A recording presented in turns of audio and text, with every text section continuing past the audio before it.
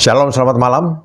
Selamat berjumpa kembali dalam program My Way, renungan singkat malam hari yang akan mengantar tidur kita semua di dalam dekapan kasih Kristus. Bapak, Ibu, Saudara, ini adalah Senin ketiga dari bulan Oktober 2021 dan kita akan lanjutkan renungan kita malam hari ini tentang hidup di dalam krisis dunia ini.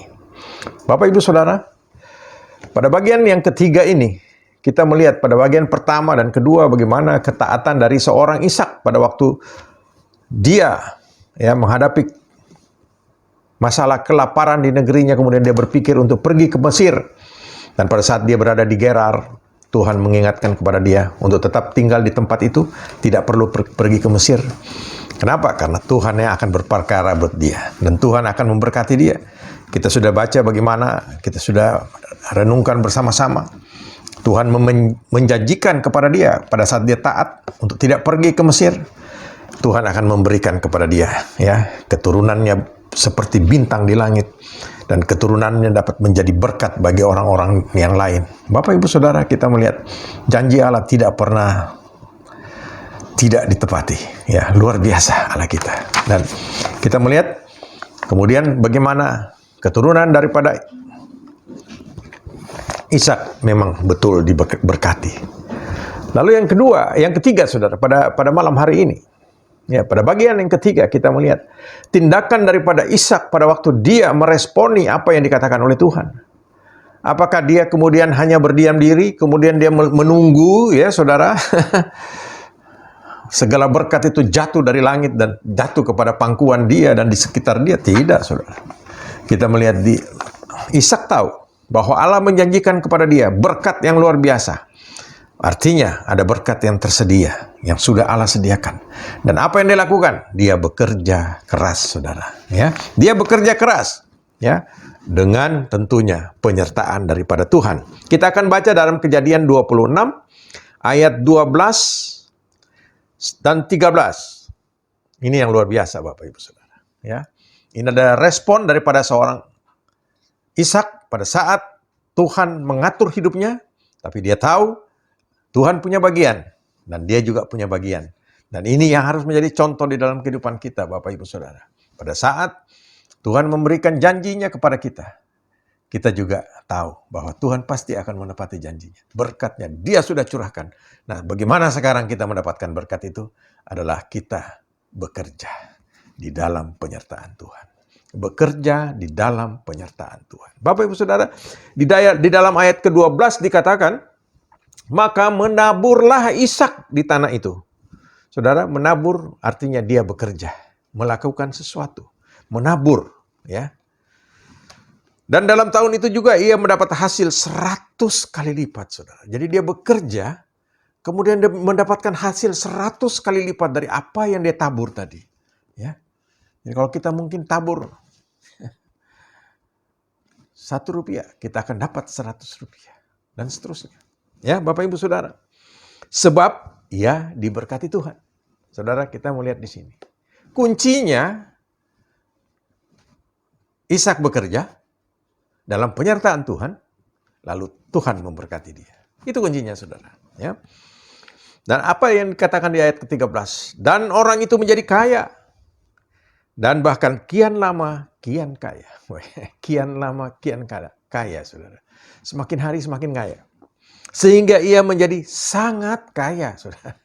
Kalau zaman sekarang itu katanya konglomerat, Saudara. Kita bersyukur kalau memang satu saat Bapak, Ibu, Saudara diberkati oleh Tuhan untuk menjadi seperti ini. Kita bersyukur. Tapi kita mempunyai porsi kita masing-masing. Yang penting ketaatan. Lalu kita meresponi apa yang Tuhan sudah janjikan dengan kita bekerja sebaik mungkin. Bapak, Ibu, Saudara, kalau kita tidak disertai Tuhan, kalau pada waktu kita bekerja, kita mendapatkan upah. Upah itu juga tidak bisa kita menikmati. Di dalam Hagai 1 ayat 5-7 dikatakan seperti uang yang dimasukkan ke dalam pundi-pundi yang berlubang. Saudara, itu ibaratnya begitu. Jadi dimasukkan dalam pundi-pundi bukan tersimpan tapi lolos begitu saja, hilang begitu. itu kalau pekerjaan kita, ya kalau kita bekerja tidak disertai oleh Tuhan, ya. Saudara, bekerja itu bukan kutuk. Kita bekerja bukan kutuk, ya. Karena apa? Karena memang kita harus bekerja supaya kita mendapatkan hasil. Dan untuk kita mendapatkan hasil yang baik, kita harus bekerja dengan baik, penuh dengan tanggung jawab. Pada saat saudara mendapatkan suatu pekerjaan, kerjakanlah itu dengan baik, dengan penuh tanggung jawab dan takut akan Tuhan. Nah, kalau kita melihat ya bagaimana Adam dan Hawa pada saat awal ditempatkan di Eden, Tuhan sudah menyuruh dia untuk bekerja. Bukan enak-enak leye-leye saudara di Taman Eden, ya. Jangan bayangkan seperti itu. Kenapa? Di dalam Kejadian 2 ayat 15 dikatakan di sini Tuhan Allah mengambil manusia itu, Adam dan Hawa, dan menempatkannya dalam Taman Eden untuk mengusahakan dan memelihara taman itu. Zaman sekarang kan ada istilahnya Pak Bon, ya, Pak tukang kebun, Pak Bon, Pak kebun. Biasanya di sekolah-sekolah, di perusahaan-perusahaan disebut nama Pak Bon. Ya mungkin zaman itu si Adam dan Hawa disebut juga Pak dan Ibu Bon. Memelihara taman, ya, mengusahakan. Nah di situ mengusahakan artinya bekerja, ya bekerja, mengusahakan taman itu, ya memelihara taman itu, lalu pohon-pohon di Taman Eden waktu itu berbuah dan mereka dapat menikmati buahnya itu untuk makan, ya saudara. Bukan berarti Allah menciptakan manusia pertama lalu mereka leye-leye, tidak saudara. Mereka harus bekerja, ya bekerja. Kalau kemudian dalam ayat pasal 3 ayat 19 dikatakan bahwa manusia itu harus bekerja karena dosanya dan seterusnya, bagaimana dia harus bekerja dengan susah payah. Yang wanita juga harus menderita karena melahirkan dan seterusnya. Ya itu akibat daripada dosa. Tapi awalnya Tuhan sudah menciptakan Adam dan Hawa. Tuhan mau untuk bekerja. Jadi jangan sampai ada yang berkata bahwa Tuhan, aku cuma tunggu aja berkat dari Tuhan. Tuhan kan sudah janjikan, seperti Tuhan janjikan kepada Ishak, akan memberkati anak cucunya, ya keturunannya. Saya kan keturunannya di dalam engkau. Saya akan menikmati itu tanpa bekerja. Jangan harap, saudara. Harus bekerja. Caranya bagaimana? Minta hikmat daripada Tuhan. Berdoa kepada Tuhan. Tuhan, saya sudah melakukan usaha-usaha untuk bekerja, tapi sampai saat ini belum ada jalan keluar, Tuhan. Saudara, jangan pernah putus asa. Jangan pernah putus asa. Harus terus bekerja. Ya, harus berusaha. Kalau kita belum mendapatkan pekerjaan, terus berdoa tanpa berhenti. Ya, ya. Berdoalah senantiasa dan Tuhan akan mendengarkan setiap seru doa kita. Asal kita hidup benar di hadapan Tuhan. Bapak, Ibu, Saudara, kita mau lihat di sini. Ishak menjadi seorang pengusaha. Dia menabur dan kemudian dia mendapatkan untung 100 kali lipat, saudara. Dan dia menjadi kaya dan semakin kaya. Luar biasa. Ini kita melihat, ini hanya sebagai pembanding, saudara ya. Kita jangan terlalu terobsesi untuk menjadi kaya. Tetapi kita menjadi kaya karena berkat daripada Tuhan. Ya, Tuhan memberkati kita dengan cara Dia, asalkan kita berada pada jalur yang benar. Ya, Bapak Ibu Saudara, Tuhan inginkan setiap orang percaya untuk tetap bekerja mendapatkan hasil di dunia ini. Tetapi Bapak Ibu Saudara, ya, Tuhan tidak pernah tinggalkan orang-orang yang memang berharap kepada Dia. Ya, Saudara, kita perlu kehadiran Tuhan di dalam kehidupan kita, ya. Karena kita tahu bahwa apapun yang kita lakukan di dalam pekerjaan kita, ya, itu untuk kesejahteraan keluarga kita. Dan Tuhan tahu beban kita.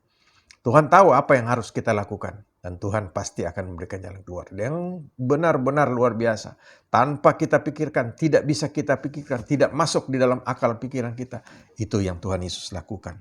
Ya, oleh karena itu Bapak Ibu Saudara, mari ya kita melihat seperti Musa berdoa kepada Tuhan. Kita minta juga Tuhan membimbing setiap kita, ya, untuk kita dapat ya menikmati apa yang Tuhan sudah siapkan. Sebagaimana Musa katakan di dalam Keluaran 33 ayat 15 dan 18, katakan jika Tuhan sendiri tidak membimbing kami. Saudara lihat artinya apa? Musa sangat berharap kepada Tuhan. Sama dengan kita. Kita harus betul-betul hanya berharap kepada Tuhan. Jangan mengandalkan kekuatan pikiran dan kekuatan manusiawi kita. Ya. Janganlah suruh kami berangkat dari sini. Saudara, jika Tuhan sendiri tidak membimbing kami, janganlah suruh kami berangkat dari sini. Artinya apa? Ya, dia tidak mau mengandalkan kekuatan sendiri. Dia hanya mau kalau Tuhan perintahkan. Itu berarti Tuhan bertanggung jawab dalam hidup. Dan dia katakan, ayat ke-18 di sini, perlihatkanlah kiranya kemuliaan-Mu. Saudara, kita hanya perlu kemuliaan Tuhan ada di dalam kehidupan kita. Ya, kalau kemuliaan Tuhan hadir di dalam hidup kita, berarti ada campur tangan di dalam hidup kita. Dan masalah-masalah apapun di dalam kehidupan kita, Tuhan ikut campur tangan. Oleh karena itu Bapak Ibu Saudara, mari kita bekerja, undang Tuhan hadir di dalam kehidupan kita, di dalam segala karya kita, sehingga Tuhan akan membuat kita berhasil. Tuhan Yesus memberkati. Selamat malam.